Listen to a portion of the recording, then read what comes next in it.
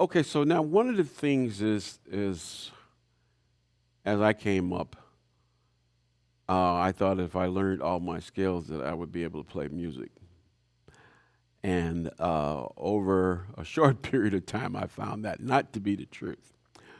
So when I started finding out that music is a language and skills are just the alphabets, you need phrases to actually put sentences together. So, say for instance, we were dealing with, let's C major seventh, right? Okay, so if you're soloing and you just go,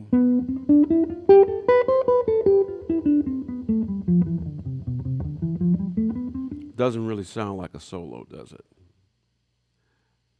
Here's what you actually are hearing on the recordings. When somebody plays a C major seventh, they're thinking about this.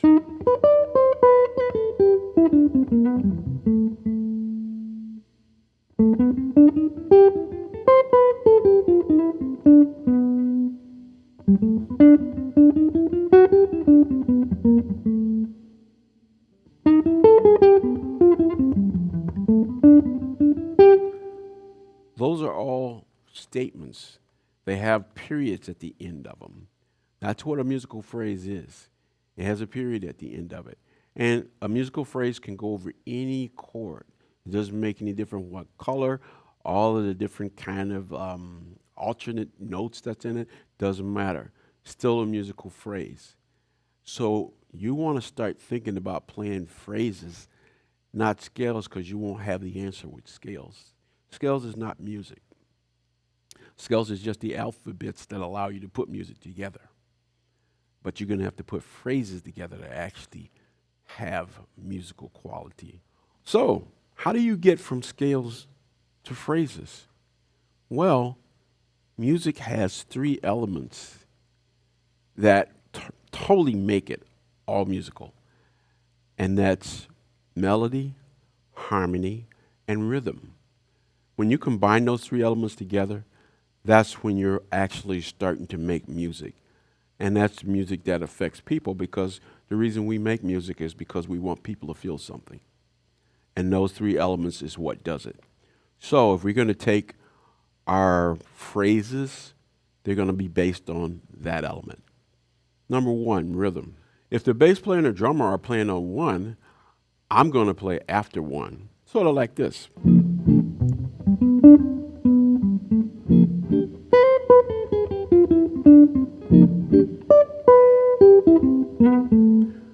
It gives my phrase an uplifting feeling because not playing on one actually pushes it forward. And I'm playing with the rhythm section, not against them.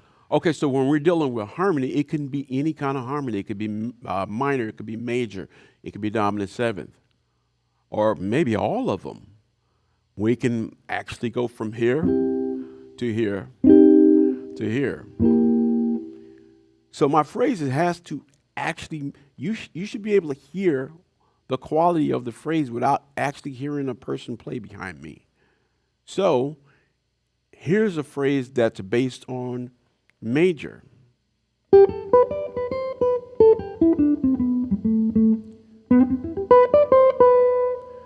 Now, harmony, again, using minor.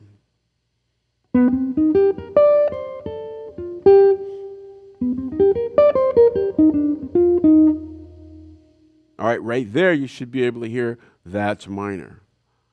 And now, if we're using dominant seventh, same thing.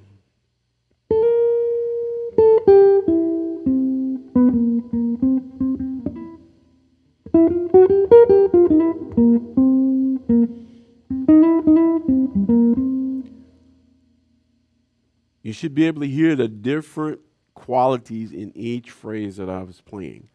Because when I want to actually add more colors to it, it can be even more. So if we're playing minor, minor has all of these other colors in it inside of it as well. So in other words, here's a little quick thing. If you just take the root of the minor and you go down in half steps, you're going to get a different color of minor.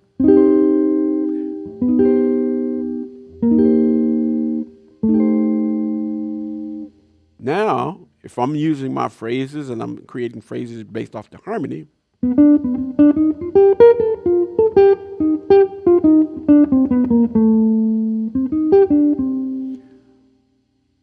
now I included all of those notes in there. It's because I'm used to the shape. And as you get used to the shape, you'll start doing the same things. Now, the other element is melody. Everybody knows a melody from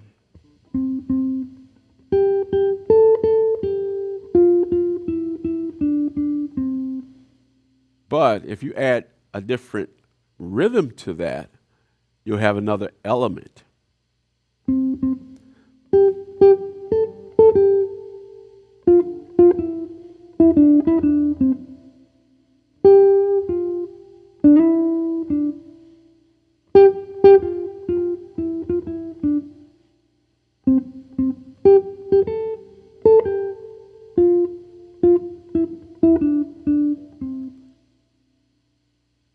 Same melody that we all came up listening to, but with a different rhythm, it becomes something unique.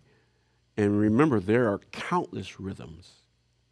So when you add rhythm into your harmony and your melodies, that's when you really get to the essence of improvising, because you won't run out of any material. You'll keep coming up with new stuff just based off of what you already know.